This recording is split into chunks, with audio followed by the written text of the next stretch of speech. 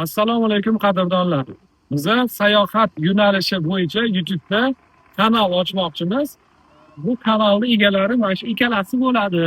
Xudo xohlasa hamma uchun manfaatli, foydali bo'lgan videolar qo'yib borishga harakat qilamiz. Birinchi videomizni mana shu o'zimizni Islom sivilizatsiya markazidan boshlashga qaror qildik. Alloh o'zi xayrli qilsin, hamma uchun manfaatli qilsin. Bugun biz Islom sivilizatsiyasi markaziga tashrif buyurdik. Bu yerga biz ikkinchi marta kelamiz.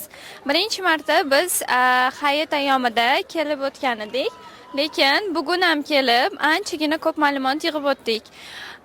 Sizlarga bu joyni juda ham tavsiya qilaman, chunki O'rta Osiyo davlatlari o'rtasida eng katta muzey, islom tarixi va bundan tashqari O'zbekiston tarixi ham ichida ko'rsatib o'tilgan har xil eksponatlar bilan qo'shilib.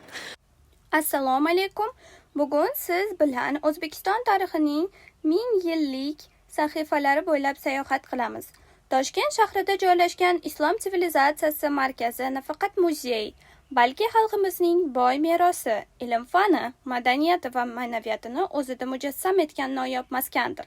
Bu yerga qadam qo'yganingiz zahoti sizni 1000 yillik tarix qarshi oladi. Sayohatimiz eng qadimgi davrlardan boshlanadi. Markazning ilk ekspozitsiyalari bizni islomdan avvalgi davrga olib kiradi. Bu hududlardan qadim zamonlardan buyon turli xalqlar yashagan, shaharlar qad ko'targan, savdo yo'llari kesishgan, Xorazm, Baxtri va Suxt kabi qadimiy sivilizatsiyalar dunyo tarixida muhim o'rin egallagan. Arxeologik topilmalar, qadimiy buyumlar, toshlarga bitgan tasvirlar va ilk yozuv namunalari ajdodlarimizning hayot tarzidan hikoya qiladi. Har bir eksponat o'tmishining jim guvohi sifatida bizga 1000 yillar avval yashagan insonlar haqida so'zlaydi. Bu hudud Buyuk Ipak yo'lining muhim qismi bo'lib, Sharq va G'arbni bog'lagan. Savdo karvonlari bilan birga g'oyalar, ilm-fan, madaniyat va dinlar ham tarqalgan. Keyingi zal bizni insoniyat taraqqiyotining eng yaqin davrlaridan biri, birinchi Sharq uyg'onish davriga olib kiradi. 8-13 asrlarda Movarannahr dunyoning eng yirik ilm markazlaridan biriga aylanadi. Aynan shu zaminda buyuk allomalar yetishib chiqdi. Muhammad al-Xorazmiy matematika va algebra fanlariga asos soldi. Ahmad al-Farg'oniy astronomiya ilmini yangi bosqichga olib chiqdi. Abu Rayhon Beruniy tabiat va geografiya, astronomiya chuqur tadqiq etdi. Abu Ali bin Sino esa tibbiyot tarixida o'chmas iz qoldirdi. Ularning asarlari asrlar davomida Sharq va G'arb ilm fanining rivojlanishiga xizmat qildi. Bugun ham dunyoning ko'plab universitetlarida ularning ilmiy merosi o'rganiladi. Markazdagi zamonaviy texnologiyalar tufayli bu buyuk zotlarning hayoti va faoliyati yanada jonli namoyon etilgan. Ilmga chanqoqlik, izlanish va kashfiyot ruhi bu yerning har bir burchagida sezilib turadi. Tarix sahifalarini varaqlashda davom etamiz. Oldimizda Temuriylar davri, ikkinchi Renessans davri namoyon bo'ladi. Bu davrda Samarqand dunyoning eng go'zal va rivojlangan shaharlaridan biriga aylangan edi. Amir Temur tomonidan asos solingan ulkan davlat nafaqat siyosiy qudrati, balki ilm-fan va madaniyatga bo'lgan e'tibori bilan ham mashhur bo'ldi. Alisher Navoiy Turkiya adabiyotini yangi cho'qqiga olib chiqdi. Me'morchilik, san'at, adabiyot va astronomiya mislsiz ravishda rivojlandi. Bu zalda o'sha davrga oid me'moriy obidalar maketlari, nodir qo'lyozmalar va tarixiy manbalar namoyish etiladi. Har bir eksponat Temuriylar davrining buyukligini his qilish imkonini beradi. Markazning eng ta'sirli qismlaridan biri turli madaniyatlar va dinlarning tarixdagi o'rniga bag'ishlangan ekspozitsiyalardir. O'zbekiston hududi asrlar davomida turli xalqlar va e'tiqodlar chorrahasi bo'lib kelgan. Bu zaminda Zardushtiylik, Buddaviylik, Nasroniylik va islom madaniyatlari iz qoldirgan. Shu bois bugungi O'zbekiston bag'rikenglik, o'zaro hurmat va madaniyatlari muloqoti an'analarga ega mamlakat sifatida e'tirof etiladi.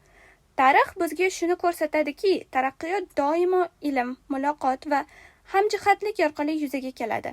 Markaz bo'ylab sayohat qilar ekanmiz, qadimiy qo'lyozmalar, noyob kitoblar va tarixiy hujjatlar alohida e'tiborni tortadi. Ular nafaqat diniy yoki ilmiy manba, balki xalqimizning tafakkuri va dunyoqarashini aks ettiruvchi bebaho boylikdir. Qo'lyozmalar sahifalarida avlodlardan avlodlarga o'tib kelayotgan bilim va hikmat mujassam. Markazning yuragi hisoblangan muqaddas Qur'on zaliga yaqinlashamiz. Bu yerda dunyo islom merosining eng nodir yodgorlikdan biri Usmon Mushafiy bilan bog'liq tarix namoyish etiladi. Asrlar davomida saqlanib kelayotgan ushbu noyob meros nafaqat diniy, balki tarixiy ahamiyatga ham ega. Bu zalga kirgan inson beixtiyoriy tarixning naqadar chuqur va ulug' ekanini his qiladi. Sayohatimizning so'nggi qismi bizning bugungi O'zbekistonga olib keladi. Yangi O'zbekiston ekspozitsiyasi mamlakatimizning zamonaviy taraqqiyot yo'lini aks ettiradi.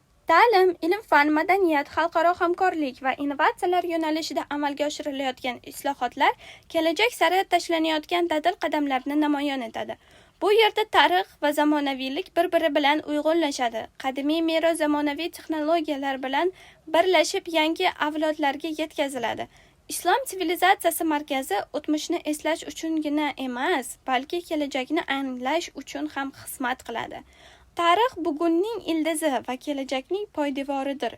Bizning vazifamiz esa ushbu bebaho merosni asrab-avaylash, uni o'rganish va kelgusi avlodlarga yetkazishdir. Shunday o'ylab qarasam, shuncha davlatlarni kezgan ekanman.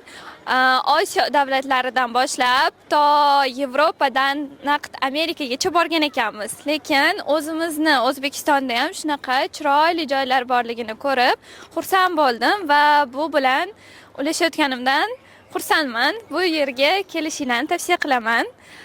Vaqtinglarni ayamasdan. Prezidentimiz bitta gaplarni ishg'ol qildimki, Islom sivilizatsiya markaziga har qanday kirgan sayyoh kirib chiqqandan keyin o'zbek xalqiga ta'zim qiladi va shunga haqiqatan ham amin bo'ldim. Sababi O'zbekistonni shunaqa boy tarixi bor ekanki, shu joylarda shu O'zbekistonda tug'ilganim uchun faxrlanib xursand bo'ldim.